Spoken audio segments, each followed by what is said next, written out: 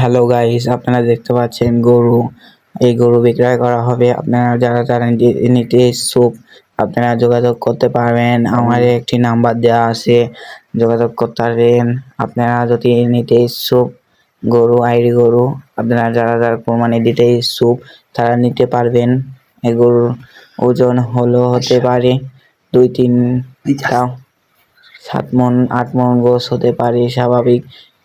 আপনারা যারা গরু নিতে চান, ইচ্ছুক যারা নিতে চান, আপনারা